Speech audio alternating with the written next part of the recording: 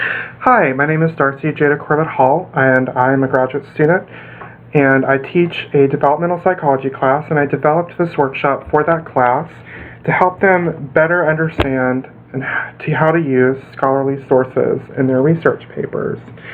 So I'm making this available to the general public. Please feel free to use it in your class or as a refresher after you take research methods. It's not intended to be a comprehensive lecture on using scholarly sources, but what it is intended to be is a very basic introduction to what scholarly sources are and how to use them. If you're in my class and you're watching this and you're doing it for extra credit, in order to get the credit, you also need to open the worksheet that's on Blackboard, and you need to be following, as we do each activity, there are directions for you about what you need to do in order to get credit for having completed the workshop. And then in order to get all of the credit, to get the credit in general, you have to use three citations, so 3 quotes from one source, or at least 3 quotes from multiple sources in your final paper. So of your 6 sources that you have to have, or 6 citations that you have to have, 3 of them have to come from an outside source or multiple outside sources. So as we move forward, we're going to be talking in our class today, we're going to be talking about characteristics and types of scholarly sources. So what is a scholarly source? What makes it different from a non-scholarly source? What makes a journal article better than a Wikipedia article? That's what we'll cover in that section. Then we'll move into some common errors that we see in academic writing. These are things that irritate me as a teacher and as a lover of language. These are things that will get you in trouble when you write, and so I'm going to point them out to you, and hopefully you won't do them. Next, we'll move into how to find a scholarly source in an online database. We're in the age of technology, and the library is now at your fingertips, and so I want to walk you through on how to utilize these really invaluable and underused resources. Then we'll move into creating a reference or works cited page. What you call it depends on the format you're using. I'm going to show you both APA and MLA style, because this is a gen ed course. And then we'll move into, finally, how to take information from our scholarly source and turn it into an in-text citation. I'm not going to cover how to interpret material. That's just too much for this class. What I am going to teach you is how to do it correctly, how to insert it and quote it correctly. And just as a housekeeping, as we do each activity, I recommend that you just pause it once I get done reading the instructions so that you have time to complete it, because I'm not going to give you enough time to complete each activity and submit the information to the worksheet. So I would just pause between each activity. You also, if you're taking this from my class, don't have to sit down and watch this all in one fell swoop. You can access the worksheet multiple times until the due date. You don't have to worry about doing it all in one sitting. That's the other little housekeeping I would like to bring up. So let's move into Module A, characteristics and types of scholarly sources.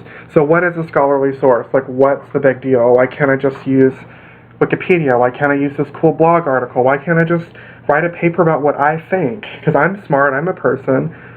Well, this is why. Let's talk about the characteristics of a scholarly source. What makes a source good? First, it's written by an academic scholar, such as a professor or a graduate student or even an undergraduate student, or a credentialed professional, like a psychiatrist, somebody who's been trained in a very, very specialized field. It's written for other scholars, researchers, or professionals in the common language of that profession. So in other words, it's written to communicate to specific people about a specific topic. It's designed to transmit knowledge from people who know a lot about things to other people who are interested in the same kinds of things. It also cites other scholarly sources, so it's not opinion-based. It's based on what other people have conjectured, what other people have found through their research. And it's also, usually, in my field of psychology at least, it's an experiment. There's some kind of, the scientific method has been employed, and they're drawing on information by other people who have employed the scientific method. So we're not just making this up. This is stuff that has actually been tested, and it's been tested by other people. And along with that, they provide some kind of bibliography of sources. So there's a reference page, there's a works cited page. They're telling you, this is where I got this information. These ideas are based on what other people have thought and other people have found to be true.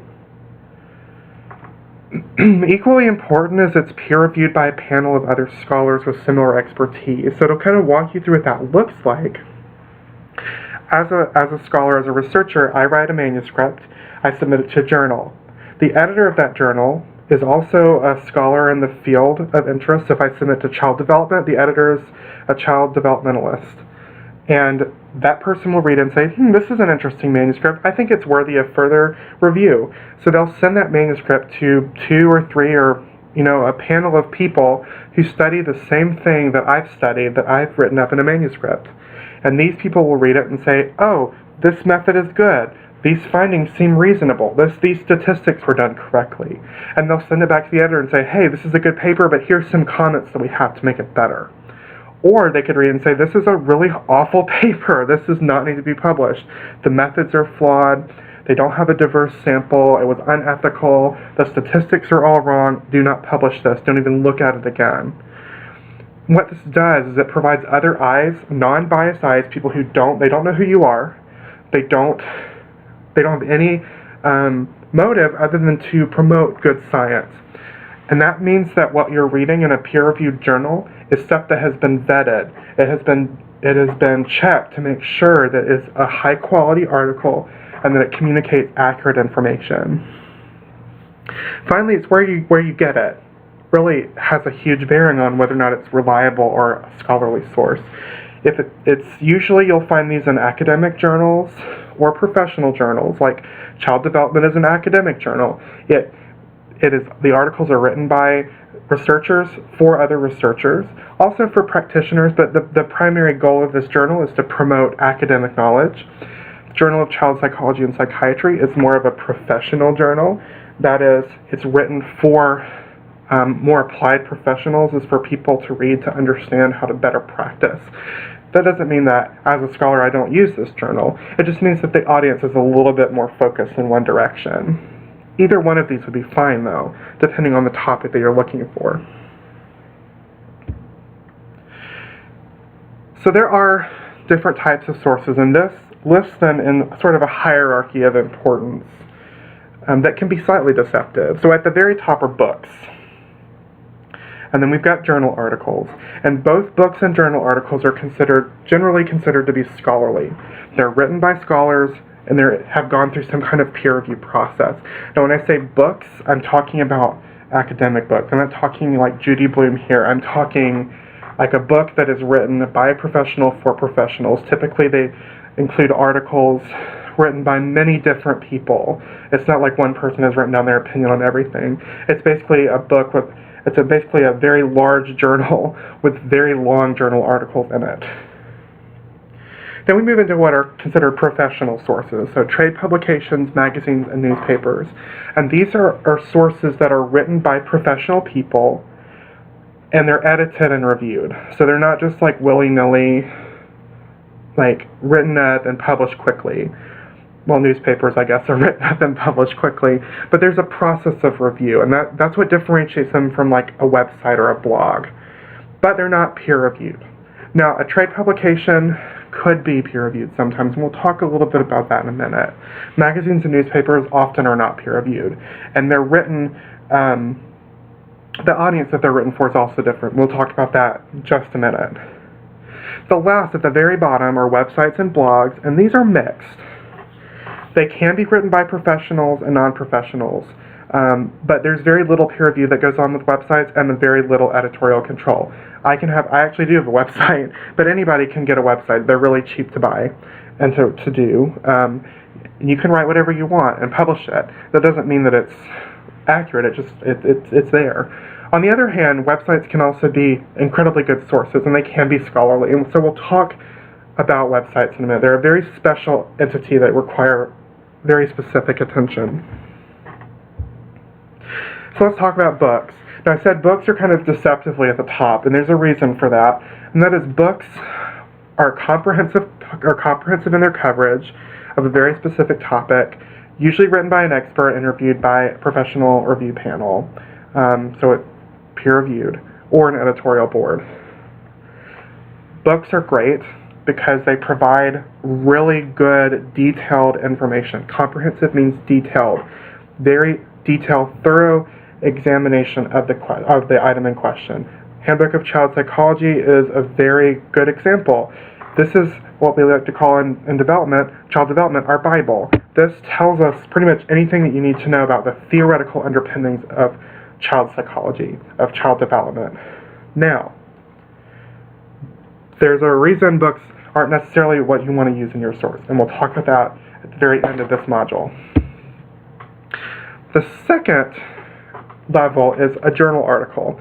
Journal articles are typically what you're going to use when you're writing a paper, and that's because they contain current and specific information for scholars and researchers that's reviewed by a panel of other scholars, so they're peer-reviewed.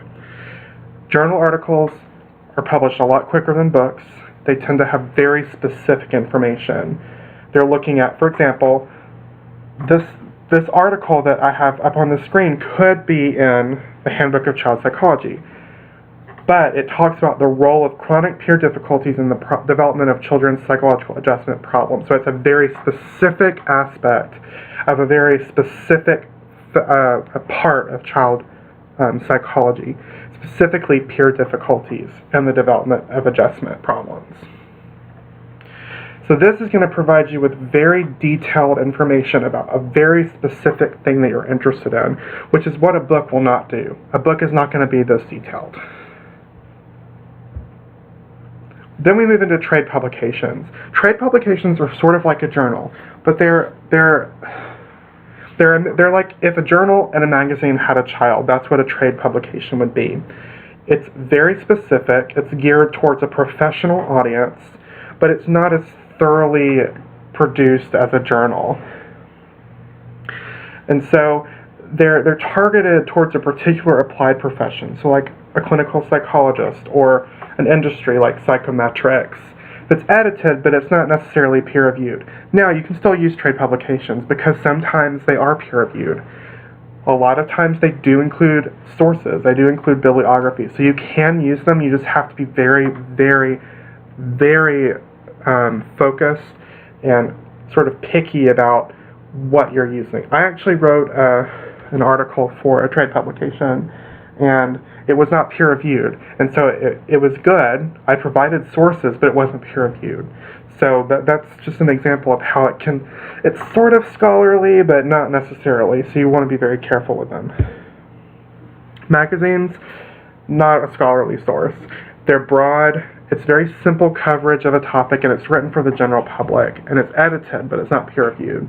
So magazines are the way that scientists, or are our way that scientists can communicate to the general public scientific information, but it's not detailed. It's written very simple, it's in vernacular, so the basic language that most people would understand. They're not written for academic thought. It's written for people to be like, oh, that's interesting, I didn't know that.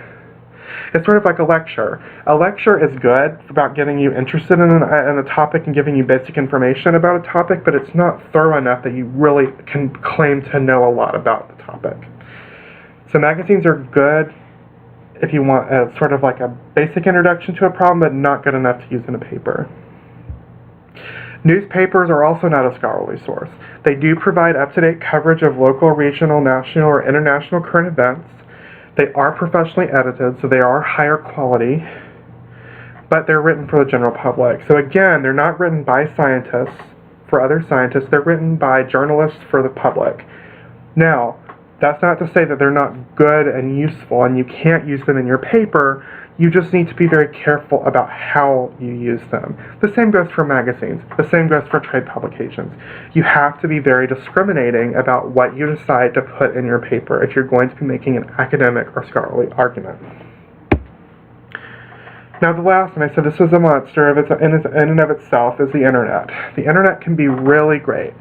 I use the internet as a source all the time, because you can find articles on the internet, data on the internet, blog posts on any topic that's written for the general public, for professionals, for scholars, for researchers, but you need to use it with caution.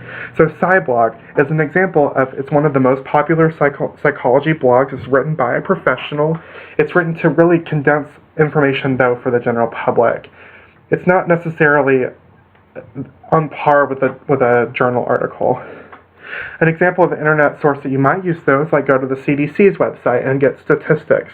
The CDC publishes stats, facts, figures, graphs that you can use in your paper, and they provide citations. It's a government entity. It is more reliable. There is some kind of review. There is public accountability. So it's okay to use the CDC, for example. You could use SciBlog potentially. You just have to be very careful and very strategic about how to use it. So the pros and the cons of the different sources. So there is a hierarchy, but like I said, there are good things and bad things about each. So books, they're comprehensive expert coverage of a broad topic. The problem is they could be outdated. And not listed, they could be too broad for your paper. My recommendation for a book is to use it only to define well-established terms or theories. So in other words, you can use this as sort of a contextualizing artifact. You can provide evidence from it to create your context, but it should not be the meat of your paper. It can be the bread. It could even be the lettuce, but it should not be the meat of your paper. Journal articles provide specific expert coverage of specific problems, so that's good. The bad thing about it, for undergraduate writers at least, is they're difficult to access without a university affiliation.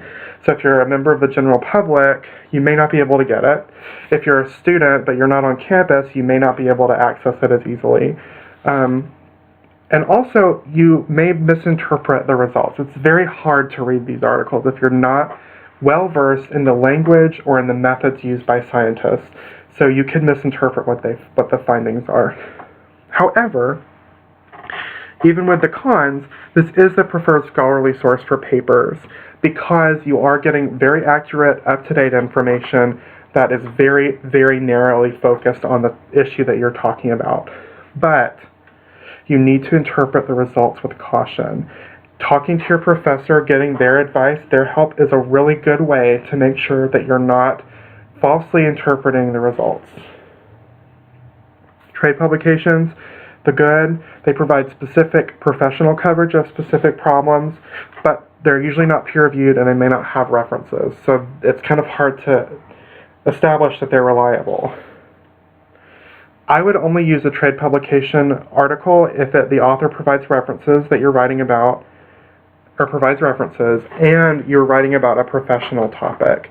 So if you're talking about the treatment of depression, using an article about how to, difficulties in a clinical setting using a specific treatment might be helpful. Then again, you'll probably find that in an academic journal. So just be cautious with that. Just make sure that you can use it strategically for what you want to do. Magazine, they're easy to read and understand by young scholars and the general public, but they're not peer-reviewed and they don't provide references. So I would use it with caution. One way that you could use a magazine, in ways that I have used magazines before, is if, say, you want to contextualize a current social problem. So I write about social media a lot. So you're going to find a lot of information, a lot of stories about social media and potentially the problems that you find on social media in a magazine. So you could use that as a contextualizing artifact. In your introduction, for example, say, this person noted this problem, and this is an example of why we need to study this. That would be acceptable. You wouldn't want to use a magazine, though, as evidence for anything other than the context or the problem that exists. The same goes for a newspaper. You're going to get good coverage of current events pertinent to the topic of discussion, potentially, but journalists are not scientists. They don't necessarily understand any better than you do how to interpret results. So there may be misrepresentation, so you need to use sparingly, and I would recommend only national publications. Unless your paper is on a very specific local phenomena, you should use a paper like the New York Times or Washington Post, or the Tribune, Chicago Tribune, something very big, national, but it's going to be higher quality than the local paper. the last is the internet. The great thing about the internet is you can find anything that you need on the internet. The bad thing about the internet is you can find anything on the internet, literally. Anybody can have a website, so this is a problem. So use with caution. I would only use government, institutional, or national nonprofit websites. You could use a business website, a for-profit institution's website, if we're researching this very specific thing. So like for me, I use Facebook's website. I'll use online data analysts that are, their companies. I'll use their data sometimes for my studies, but I'm using it strategically and I'm using it carefully. So just be careful when you're using the internet, is the takeaway. So now let's do our first activity, and what I'd like for you to do is to go to the following links and determine if they're acceptable scholarly sources. And if you're doing this for credit, on the worksheet there are multiple choice options, A, B, C, D. You can select as many as you want, and then once you've looked at the link, just select the option or the options that are appropriate sources in the Module A question in the workshop assignment. So take a moment, pause the video, and complete the activity, and when you're ready to start back up, then you can unpause and we'll keep going.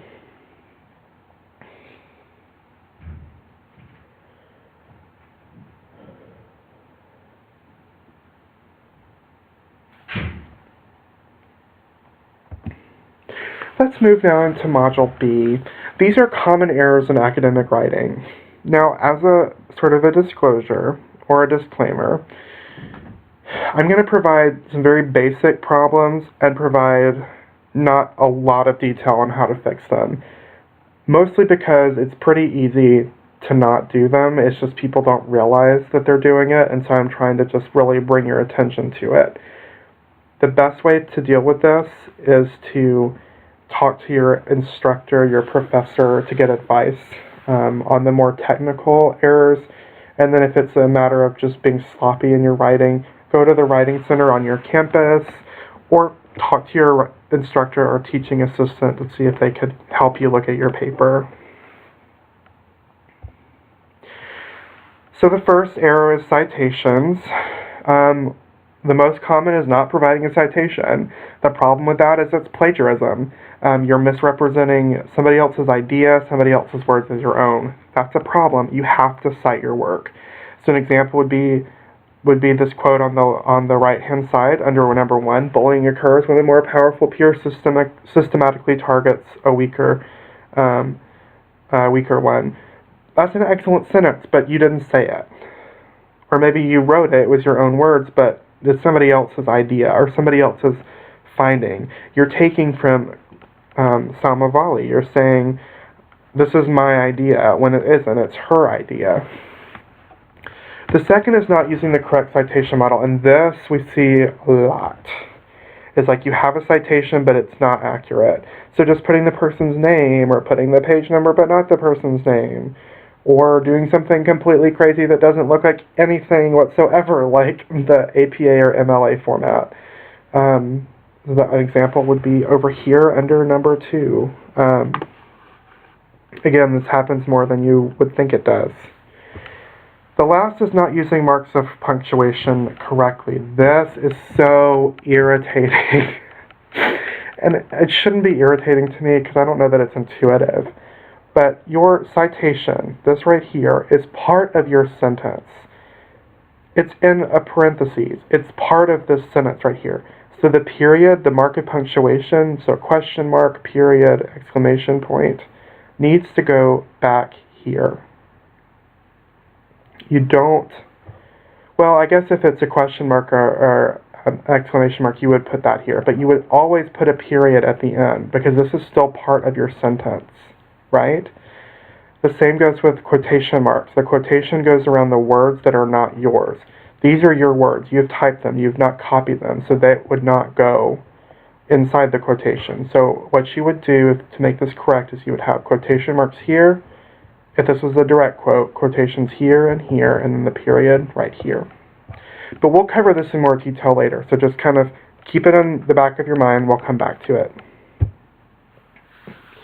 The second is misinterpreting or oversimplifying sources. Now, I can't give you a lot of instruction on this because it's very hard to tell people how to do this. So I'm going to give you a really basic explanation of how to avoid doing this. So the first would be misinterpreting information and presenting inaccurate information. So let's look at this quote from Salma Bali's paper.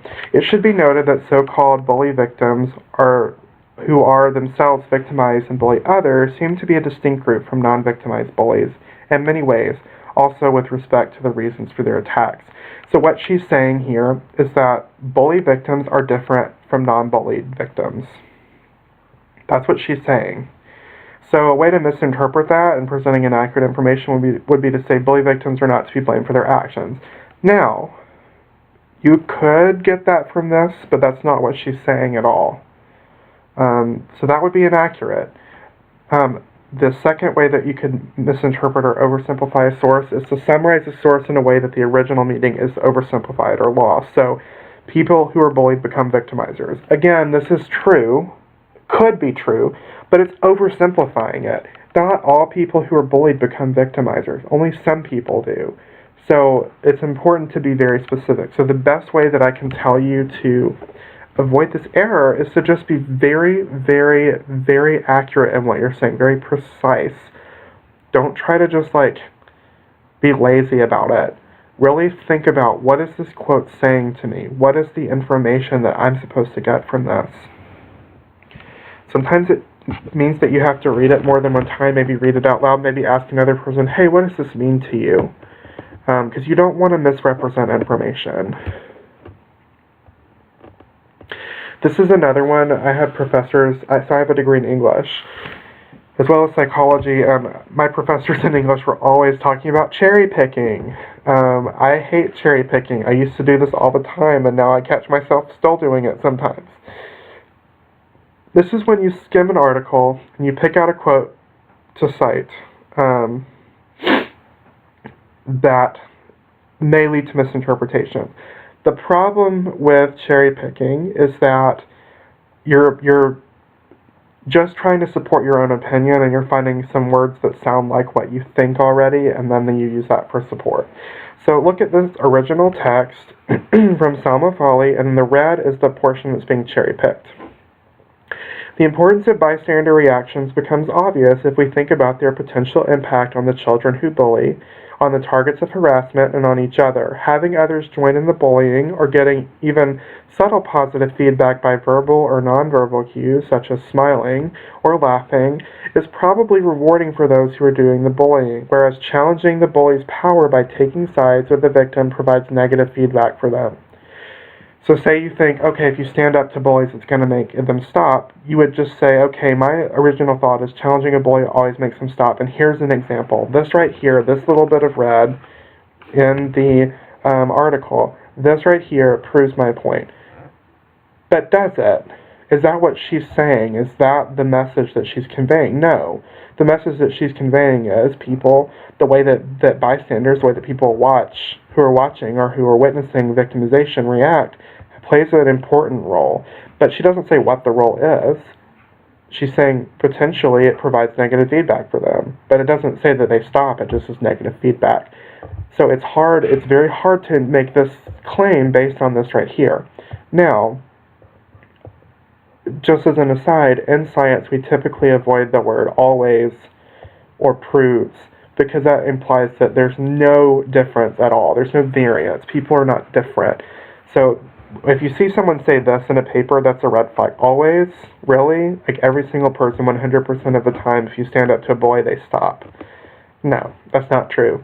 So you have to be careful about cherry picking, because you can present inaccurate information. This is another one that really drives me crazy. It's not proofreading. Now, I don't expect people to be perfect writers. I am not. On this slide, there is an error right here, and I've proofread this 20 times. This sort of thing is okay, but we see all the time as teachers, every teacher that I know will tell you this, you see stuff like this, where the student did not read through their paper after they wrote it, and there are big errors that had they read through it, they would have found. This is frustrating because not reading and rereading a paper can communicate a lack of professionalism, ethical consideration, and indicates the author doesn't take the work seriously. So for example, if I read a paper like this where we have these mistakes like bullying, there's missing an I, there's not an apostrophe here, there's not an apostrophe here. This tells me that the student just rushed through the paper. They don't take it seriously. Oh, here's one. There's this mark of punctuation should be here after example 2017. So this tells me the student didn't take the paper seriously. They rushed through it. They probably wrote it at the last minute. This is a huge red flag to teachers. When we see this, we know that you didn't take the work seriously. It immediately tells us that you didn't care. Now, there are other problems, like other grammatical problems that I could have pointed out, like run-on sentence or, bad verb, subject agreement. Those aren't necessarily a sign that somebody was careless. That is more of a symptom of not understanding correct grammar. That doesn't really send up as big a red flag to me as stuff like this, where there's clearly somebody just didn't pay attention. So please read your paper. Do a proofreading. I had an English professor one time, scary woman, but a genius. The only female eminent scholar in the state of Alabama. She is the top of the top, and she didn't have to teach, and she still did. So this is a person who is dedicated to the work that she does. And she said one time, if you don't proofread your paper, then I don't feel like grading your paper because it tells me that you didn't care, so it makes me not want to care. And I wish that I was at a place in my career where I could do that, but I'm not. But that really stuck with me, and so I always proofread. Even emails, I read maybe 2 or 3 times to look for mistakes. If you take nothing else from this, please proofread your papers. Your instructors will appreciate it, and they'll be more lenient with you if your paper is really bad. So let's do our second activity now. Take a moment. I want you to read this text. The findings that the majority of students recalled and recognized the suicide-related content to which they were exposed and interpreted it seriously and accurately are encouraging. On the whole, these findings suggest that students are attentive to what individuals within their social network are posting and, equally as important, recognize that those who post suicide-related content are likely in need of help. Take that original text, read it to yourself, and create an indirect quote to use in a paper. You also need to provide this citation at the end of the text. You don't have to, or for your indirect quote, that's what you're doing, you don't have to make sure that it's right. Just copy and paste it so that you are getting to the habit of citing it. So please just read this and paraphrase it. Indirect quote is simply your own words. Put into your own words what this is saying and then cite it. And then copy and paste your indirect quote into the Module B text box in the workshop assignment. So take a minute, pause this video, do the assignment, and then when you're ready, we'll continue.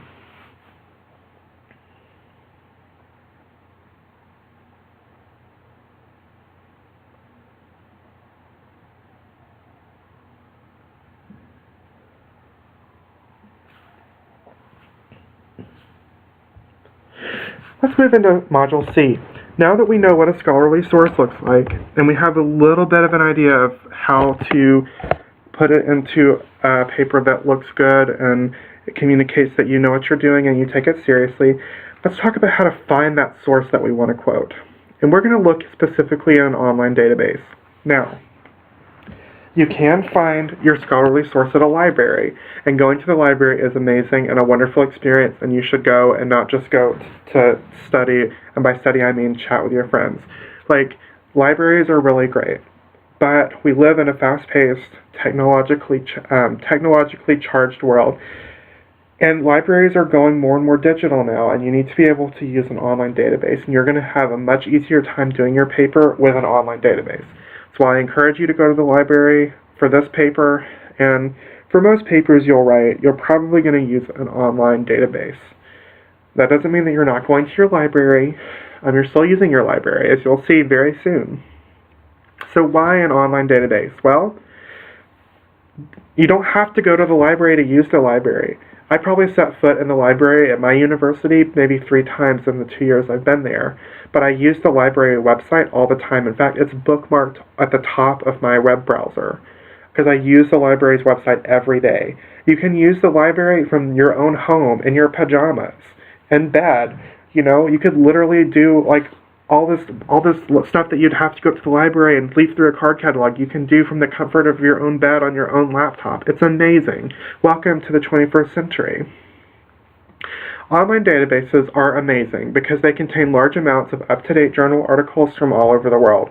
You literally can have access to more material than any other scholar at any other point in history, just at the comfort of your home. I literally right now could access more information than the smartest scholars from like last century. Isn't that amazing? The information is available on demand, so you don't even have to wait for somebody who's checked out the book to bring it back. You can literally get the information. You can even find whole books online, which is so cool. And it's all hosted through your library. Your library subscribes to these databases for you. Well, you pay for it with your fees, obviously, but the library maintains them for you. So you're still using your library. And without your library, you wouldn't have access to this. I also want to point out another resource that isn't well known, and that is this. Each library at each major university has a subject librarian. This is a librarian who has expertise in your field. So at North Dakota State, where I work currently, we have a subject librarian for the social sciences, and she is an expert in terms of the librarians on staff of all things social science. So if you're having trouble doing a database search, you're having trouble finding an article, you need help, she is an excellent resource. And she's actually created a really wonderful resource for our class that I'll talk about at the very end of the workshop that'll help you in your process of finding an article for your paper. So don't be afraid to contact the library and ask for help. The librarians are there because they want to help you, because that's their job and they enjoy it. And you know what? They're not scary. This idea of librarians as being scary is not accurate. All of the subject librarians I've known, I'm friends with on Facebook, and we have a great time. My subject librarian from undergrad has a cool sock collection, and she posts pictures of it on Facebook. I think she's so cool. I really like her. I like the current one that I have. You should start, if you want to be a good scholar, you should be friends with your subject librarian. I can't say enough about this. So, step 1, how do we find a source? Well, the first thing you need to do is brainstorm keywords. You can't just go to a database and say, source me, and find your source. You have to have terms to plug into it, because essentially a database is like Google, but it's a Google for smarts. So the first thing you need to do is, what is your research question? What is your paper going to be about? What are you interested in? So here's one. This is my first ever research question as an undergrad researcher. Are college students willing and able to prevent suicide if a friend posts about it online? And from this research question, an entire graduate school career began. So research questions can be really powerful. Be inspired. So should I just plug this whole question into a search engine? Would that be a good idea? Well, the answer would be no. Because if you do that, then it's going to return every article that contains the words, are college students willing and able to prevent suicide if a friend posts about it online? You're going to get thousands of articles because it's not searching for the idea, it's searching for the terms. So you have to refine this question into searchable terms. And the best way to do that is to pick out your keywords. What are the keywords that make this question unique? So I picked out a couple: college students, prevent suicide, and online. You could also say maybe friend would be, competence could be one, but let's just keep it simple with the 3. College students, prevent suicide, online. Now, let's make these into more precise, searchable terms, because these keywords are good, but they're not precise. So our search terms then would be college students, that's pretty precise. Suicide prevention. Suicide prevention is the specific act that I'm interested in. Prevent suicide is not very specific, but just by switching the 2 words and adding ION to the end of prevent, that makes it a very specific concept that I'm looking for. Online, that's really broad. Online where? In an email, on a website, in a forum, on a blog, social media, posts. So if it posts, it's probably on social media that I'm really interested about. So let's use social media. That creates a very specific searchable term for me to use for my database search. So let's go to step 2. We need to access our library's database. So here's a screenshot of the library that I'm currently using, NDSU Libraries. And you can see right here at the top of my browser, I have libraries bookmarked. I go here all the time. So this is what it looks like. Most library websites look pretty similar.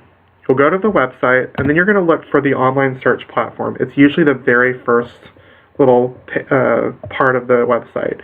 So you could theoretically put your terms in here, but I don't recommend doing that because you're going to only search the library's database. You're not going to search the global database. Once you find that, then there should be something, a link for databases or database search. Now, it's possible that you will not find that. NDSU's library is really great that it provides that right off the bat. If you don't find it, it's going to be in the main search. You're just going to have to look for it. You may even have to do like a search of the site instead of the database to find it. But it's usually pretty easy to find. But NDSU Libraries has a really good website. So look for a database search. And once you get into the list of databases, so these are the different services that the university pays for, I want you to look for something called Academic Search Premier, or EBSCO. Academic Search Premier is one of the most comprehensive interdisciplinary databases. It has access to more than 4,500 journals and full-text articles from 1975 to present, and most of those are peer-reviewed titles.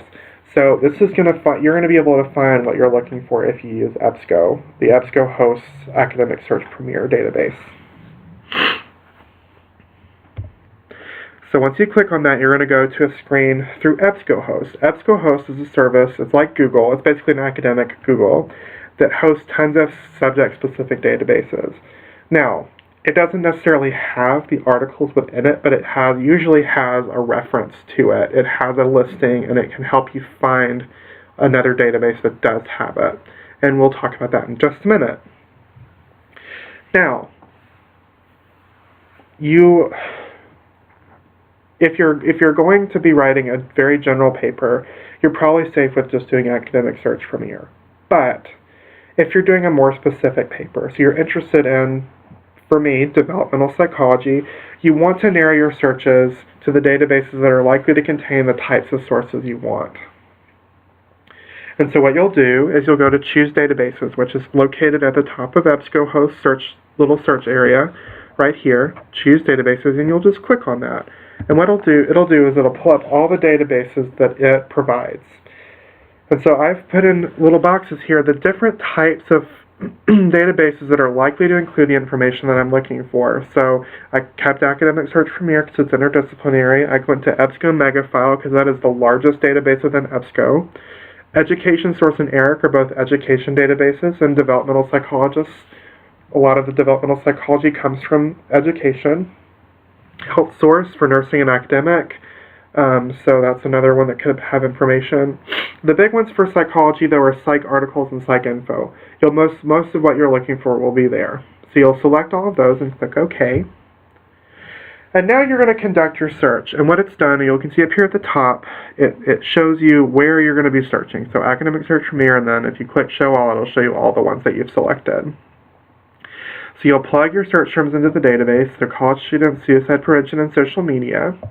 Now you can select a field, so like you could say look for college students as a subject, suicide prevention as a subject, social media as a subject.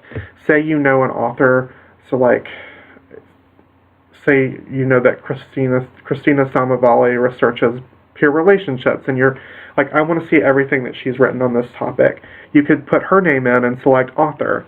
You could also just leave it, you know, in the default setting, and that just gives you basically a wild search. You're not narrowing your parameters. I recommend that you don't narrow your parameters in your first search, because that really restricts what you can find. Now, if you're finding that you're getting way too many articles to sift through, then you start to refine your searches a little bit. But for this, I would start off just do a pretty wide search. So you'll press search, and you'll get your results, we hope. And oh wow, our results returned 296 articles. That's a lot of articles. Now, say you didn't, and this happens, then just refine your search terms. Okay, college students, maybe that's too narrow. So you could go back up here to college students and type "and" in all caps, and then university students, and try it again. Suicide prevention, you could do "and" peer intervention, or you could do "or" peer intervention. Social media, you could also put "and" Facebook, or "and" social networking. That equates those two terms, and so it provides you a much wider search. I'm saying if you're having trouble, I would think if you're having trouble and you refine your terms and you can't get better results, that's when you would want to consult with your reference librarian, your subject librarian, and say, hey, can you help me figure this out? So now we've got to select a source. We have 296 articles. That is so many articles. How do we just pick one? Well, a lot of people make the mistake of just looking at the titles. Now, that can be reliable. A good journal article title, will tell you exactly what the study is about. For example, this is my first publication. I wrote it as an undergraduate. College students' responses to suicidal content on social networking sites, an examination using a simulated Facebook newsfeed. That tells you exactly what it is. Now, titles can be deceiving. And I want you to take a minute and think, what is this paper going to be about?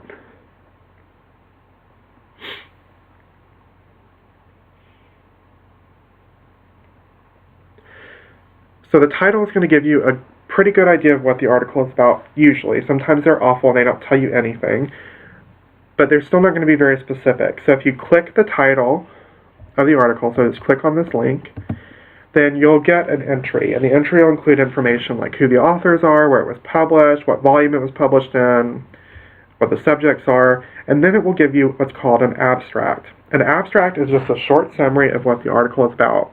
Now, if it's a good abstract, it'll be a really concise summary.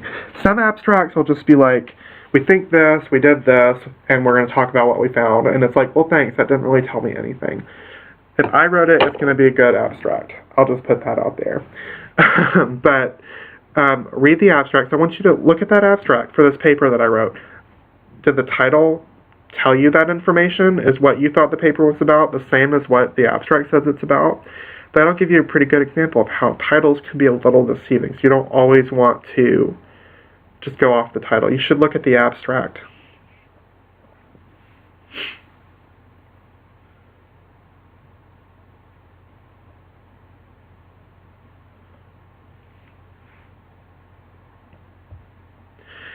So now that we've found a source, so let's just say we're picking this source because it's a very, the research question that we asked, this is the paper that came from it. So it's a perfect match, right? So now that we've found it, this is what the full entry, once you click that link, that's what it'll look like. Here's the abstract down here. So now that we've gotten it, let's download it. Now on the left-hand side of the screen, you're going to see your options. Now sometimes you'll see a PDF or an HTML full text. When you see that, you're like, thank the Lord, because I now have it in full. I don't have to do anything else. Unfortunately, EBSCOhost does not subscribe to the journal that I published in. So it provides a link back to your library so that you can then search their databases, and hopefully their database has it. So you'll just click that little link, and it'll take you back to your library website. And guess what? They do have it. Full text available at the Wiley Online Library 2011 Full Collection. Phew, we don't have to go looking anymore. Sometimes it'll say, uh-oh, title not found. And you're like, oh no, what do I do? Well, fortunately, you can request through interlibrary loan. So what happens is you fill out a request, and your library will contact all the libraries that it knows and says, actually it's a little bit more refined than that. They look at a database and they have a list of every university that has those databases that you're looking for. And then they'll just call and say, hey, can you send this to us? And then they'll give it to you. You literally can get a book or an article from another library for free. So it's pretty cool. The library guarantees that you'll give it back to them. So request it through interlibrary loan. You can also contact your subject librarian. In the past, it's been there. You just had to search a little bit. You had to dig a little bit. The link isn't always perfect.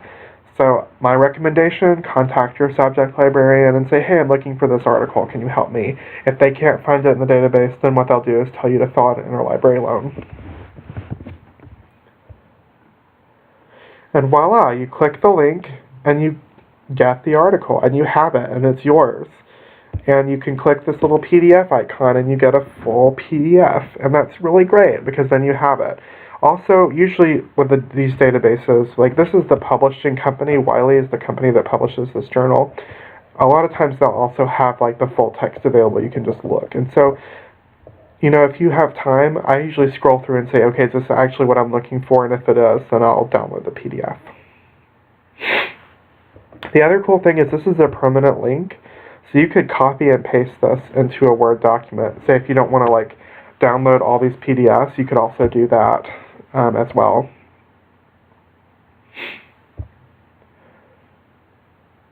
One more thing I want to say about this as well is I did this at work at the university, and so I was on the university's server, and so it automatically linked me to all this. If you're doing it at home, you're not necessarily going to get this as easily. You're going to have to sign into the library in order to do all of this. So it's not that hard to do, but just be prepared that you may be able to access stuff on campus that you can't access at home without signing in to authenticate yourself.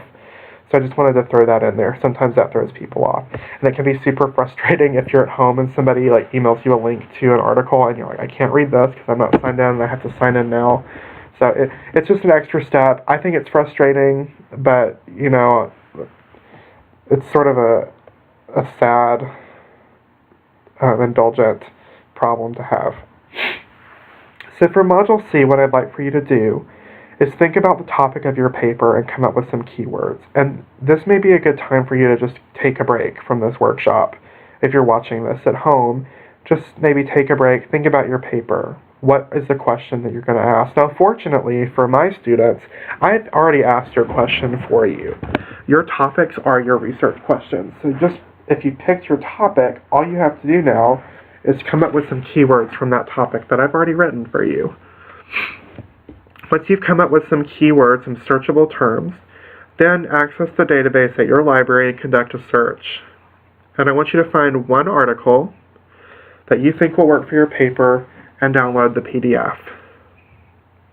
Now, if you're doing this for credit, you need to copy and paste the link. So coming back here, copy and paste the link up here from this page. Copy and paste that into the Module C text box in the workshop assignment. And what I'll do if you're doing this for credit, I'll look at your article and I'll let you know if it's acceptable or not. So you'll have verification that the article that you've selected is acceptable for your extra credit portion of your assignment.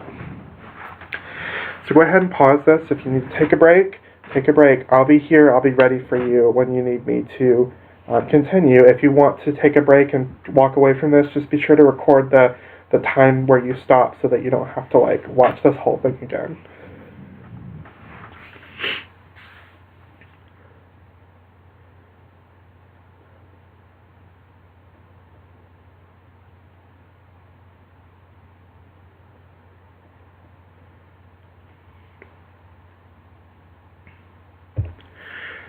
Okay, Module D, we are learning so much today. I am so excited that we're doing this. I'm also a little bit tired. We're almost there. Now that we have our source, we need to make sure that we are documenting the source correctly. If you don't document your source correctly, you don't cite it correctly, you run the risk of being accused of plagiarism. And that's something that I don't want anyone to have to go through, because most people don't mean to steal, they just don't realize that they're doing it. Plagiarism is stealing. You're stealing somebody else's idea. So we're going to go through and how to correctly make this. Now you're lucky if you're one of my students that for this level of education, I tend to provide you with the references or the works cited and page information for your paper, since you're just citing the textbook or the notes. but because you're using an outside source, I'm expecting you to make your own reference entry. So pay very close attention, because if you get it wrong, you will lose points on the paper. So what is a reference or works cited page? This is a page of your paper containing your bibliography, so the record of scholarly sources you're using. What you call this page and how you format your citations and where the page goes depends on the format you select. So the two main formats that you will come across in most of your general ed classes are APA, which is for psychology or social science research, and MLA, which is usually for your literature classes. So there are others. Chicago style is one, but we're not going to cover that because I don't know how to do it, because it's not one that I've ever had to use. For this class, I'm letting you do either APA or MLA because those are the common ones used in Gen Ed. But you can find the guide for doing those online, and I recommend that if you're in a class that requires it, that you brush up on it. Let's start with APA, and we're always going to start with APA because that's what you use in psychology, and so that's the one that I'm more comfortable with. In APA, this page is called a reference page, and it's located at the end of your paper before the tables and figures. And so you'll see here, it says references at the top, but you've got your running head up here, and you've got your, well, you would not have your last name and the number. That is a mistake. I'm sorry. But you would have your running head and your page number. Ignore that. The paper needs to be double spaced. So you can see there's a double space.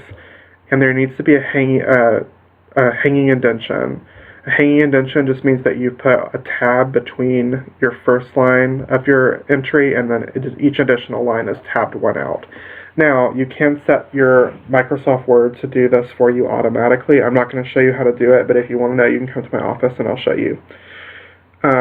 Now, I'm going to give you very basic information for books and for journal articles, but there's much more information that you could find. And you can find it online if you go to the Purdue Online Writing Lab, or OWL.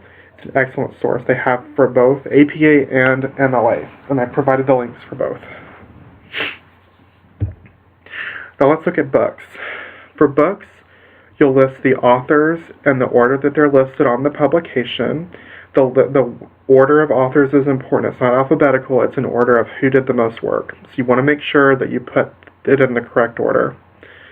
And so you'll do, for APA, the last name and then their first initial and their middle initial if it's listed. If they don't have it listed, it's not a big deal. The next thing you'll put is the year of publication in parentheses. And then you'll put the name of the book in italics.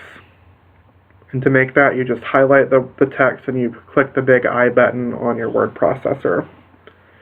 Now, some books will be an edition of a book. So the first publication of a book, you would just put the book title and then you move on to the publisher.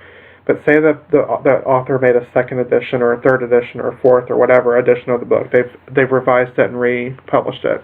You would put the edition number in parentheses. So it would be like third, fourth, fifth, whatever, and then ED period.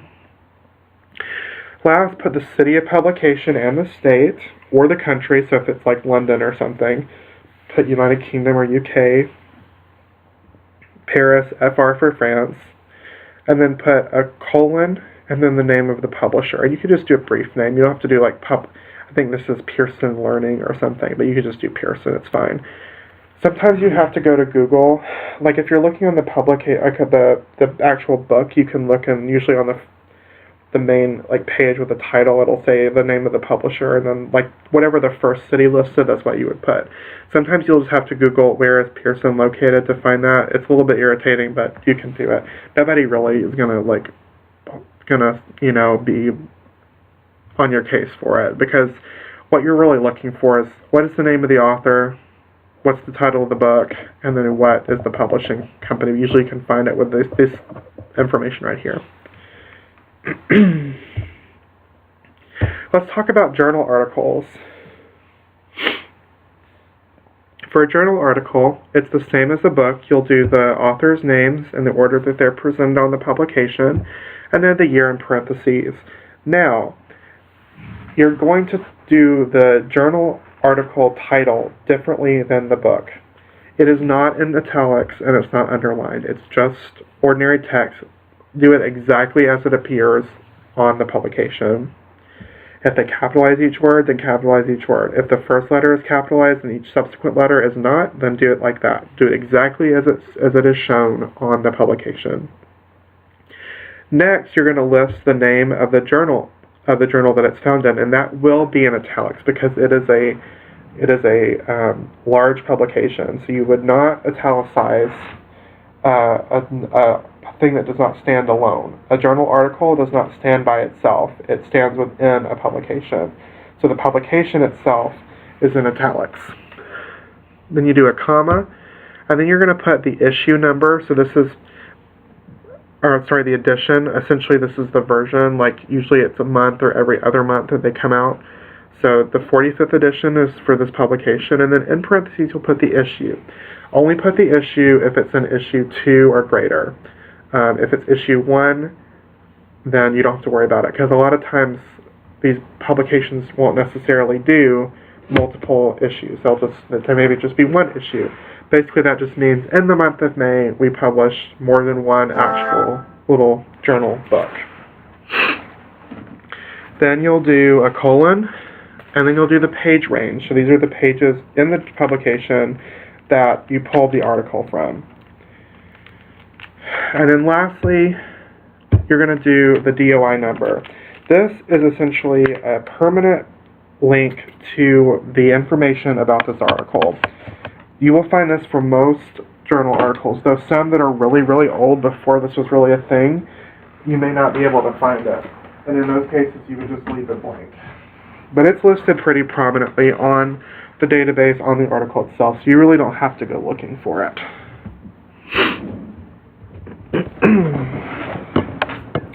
And all of this information can be found on the journal article itself. It's usually located at the top, the very top. Sometimes the first page of the PDF will have all this information for you. Sometimes databases even provide you with a citation, but you want to make sure it's accurate. You don't want to just copy and paste it without just looking to make sure that it's accurate, because sometimes they can make mistakes. Now let's look at MLA. MLA is formatted pretty similar.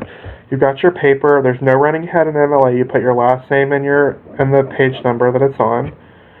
And it's called a works cited page. It's located at the very end of the paper. And it should have works cited at the top. It should also be double-spaced with a hanging indentation. You did not need to put an additional space between each entry. So you're not going to do like here, for works cited, you'll hit enter and then you'll start typing. You won't hit enter twice. When you get to the end of Burke, you'll hit enter, and then you'll start typing. You will not hit enter twice. Again, go to the OWL if you want more information about creating your citations.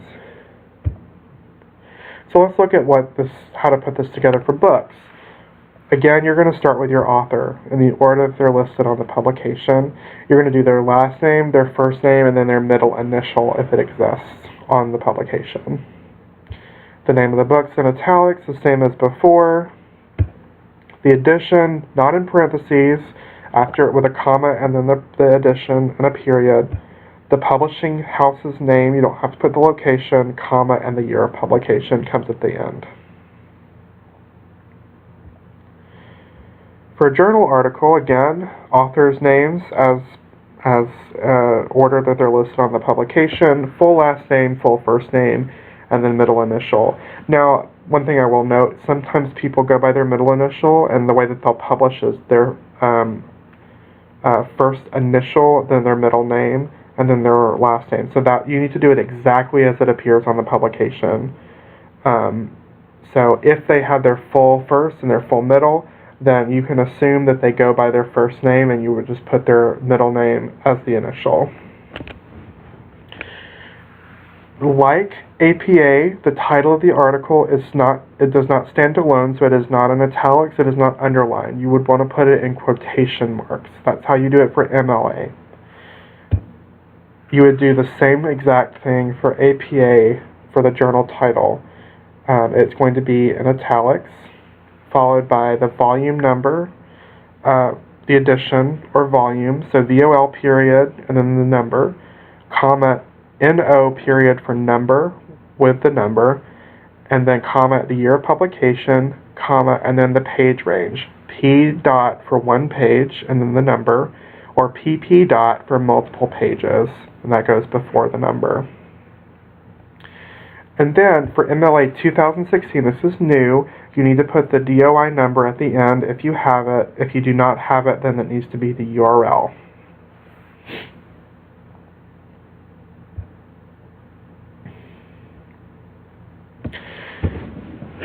Now to round up for Module D, it's your turn. Take the article that you found for Module C and then create a reference or a works cited page entry. So pick your format, whether you're going to do APA or MLA, and then make an entry for it for your reference page or your works cited page.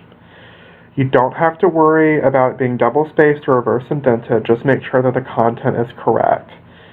And for credit, copy and paste the reference or works cited page entry into the Module D text box in the workshop assignment. And please indicate if you use MLA or AP format so I can make sure that you understand what you're doing.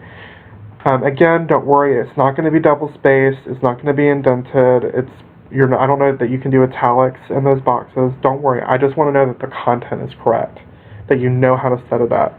So pause this, take a moment to do that, and when you're ready, we'll finish up with Module E.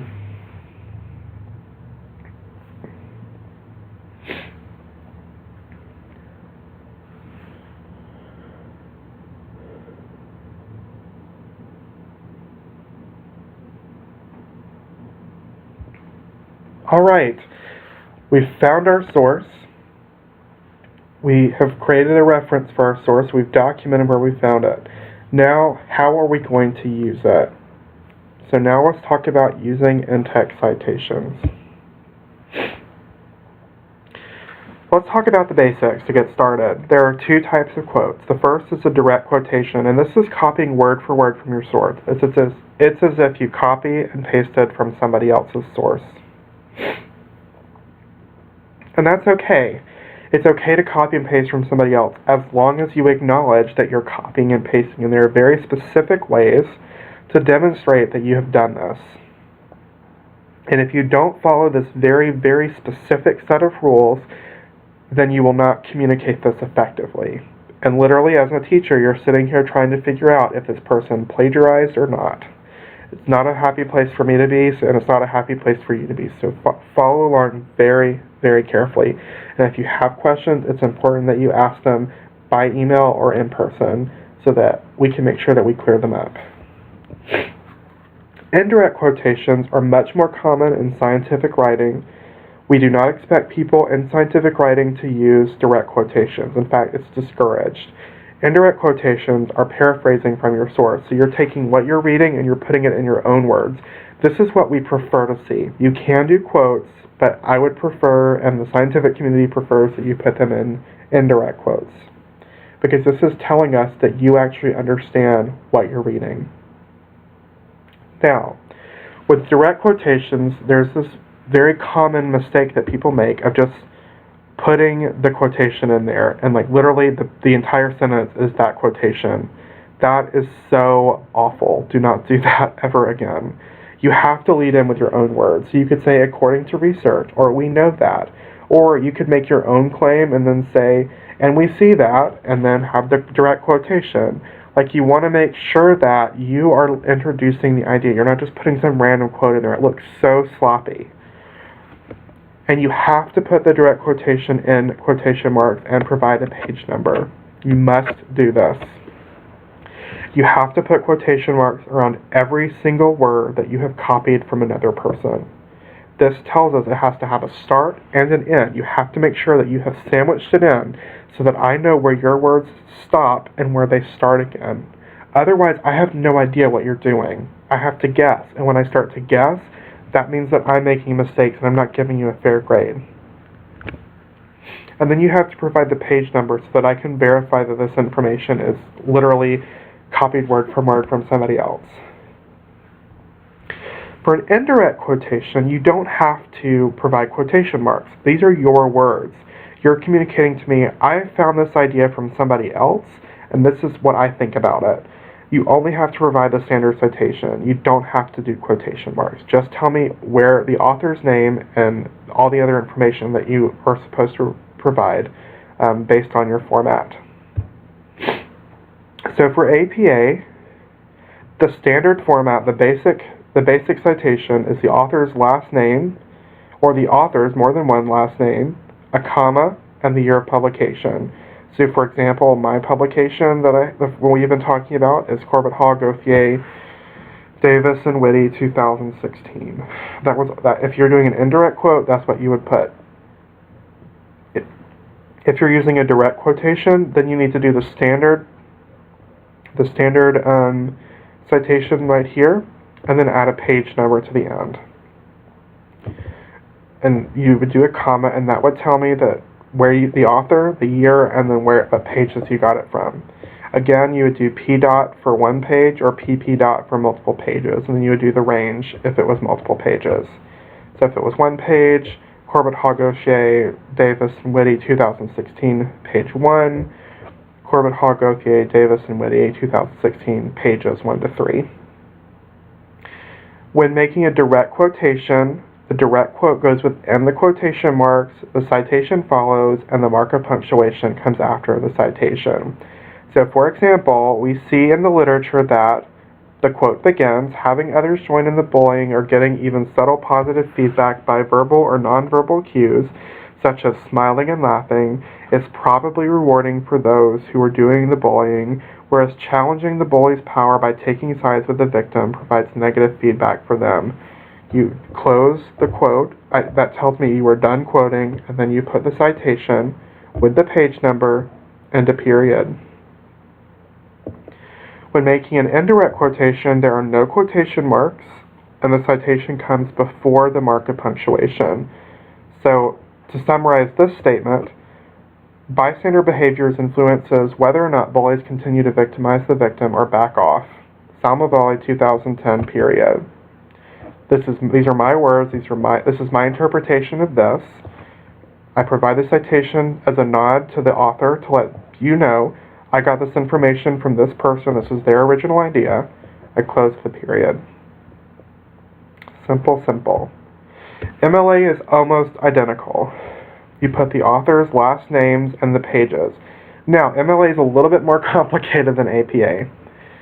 For MLA, if there's one author, you just put the author's last name, no comma, and the page number. Always, always, always. It doesn't matter if it's direct or indirect, you always put the page number. If there are two authors, you would put the two authors with and, Troop Gordon and Ladd, and you would do the full and, you would not do the ampersand. No comma, and the page number. If you have three or more authors, you just put the first author's last name, et al., which is Latin for everybody else, no comma, 609, or the page number. So, to repeat, for direct and indirect quotes, so when you're quoting somebody, when you're copying word for word from their paper, or when you're writing it in your own words, you always put the last name and the date of publication. I'm sorry, the last name and the page number, not the date of publication. When making a direct quotation, the direct quote goes within the quotation marks, the citation follows, and the mark of punctuation comes after the citation. Again, this is the same exact thing we just looked at. I led in with my own words. I started my quote. I gave the quote. I ended the quote. I provided the citation, the last name of the author, and the page number, and then I close with my mark of punctuation.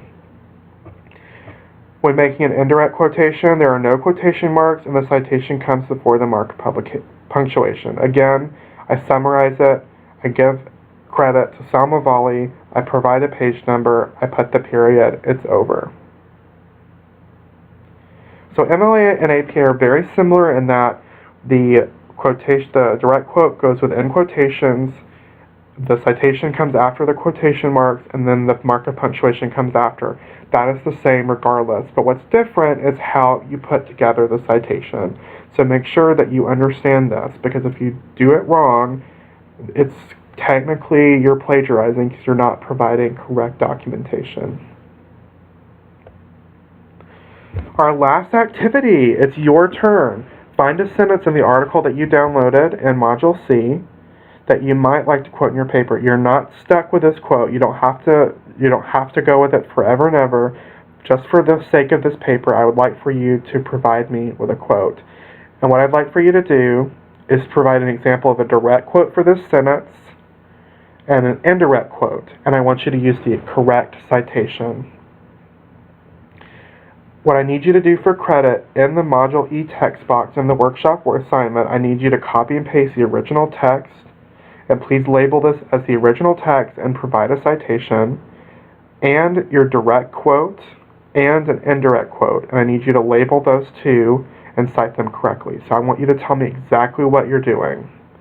So original text, colon, that's the copy and pasted article, sentence from your article with a citation, then put a space, direct quotation, colon, provide your direct quotation example with your citation, space, indirect quotation, colon, and then provide your indirect example with the citation for Module E.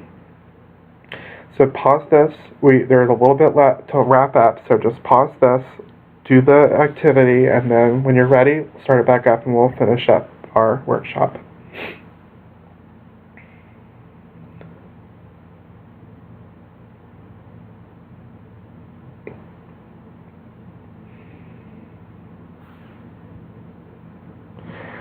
I'd like to finish up by giving you some resources. I mentioned earlier, but the Purdue OWL, the online writing lab, has really great resources for APA and MLA papers. It's not just about citations. They have everything that you would need to know about writing either one of these papers. So these are a great resource to have bookmarked on your browser so that you can access them if you have a question. I use them pretty often. And as I mentioned before, Jalissa, our wonderful subject librarian in the NDSU library, has created a really wonderful research guide for our class. It provides a very, very good librarian's perspective on how to find an article. So if you want to find a different article or more articles to use, I recommend that you go to that research guide and just take a look at it. Familiarize yourself with it. It's a wonderful resource. I don't know how long, if it can stay up like permanently or not. If it can't, then what I'll do is get Jalissa's permission to create it on my website so that you can still have access to it. So you just go to my website if you want to find it after the course is over. I also want to acknowledge Jalissa Doney, who's our social sciences librarian at NDSU. She has been a really big help to me this semester, and I'm really thankful for her. And a lot of this information can be found on the wonderful resource guide she made. And of course, you should always seek her help if you need it. I also want to just give recognition to the scholars who I used as examples throughout this presentation, myself and my co-authors for our 2016 paper, my colleague John Ranney, and my advisor Wendy Trube-Gordon, Christina Salmavali, and Gary Ladd at Arizona State. And if you have any questions or you would like more information, please contact me through my website, darcycorbitt.com. And while I've copyrighted this presentation, you are welcome to use this for educational non-commercial use.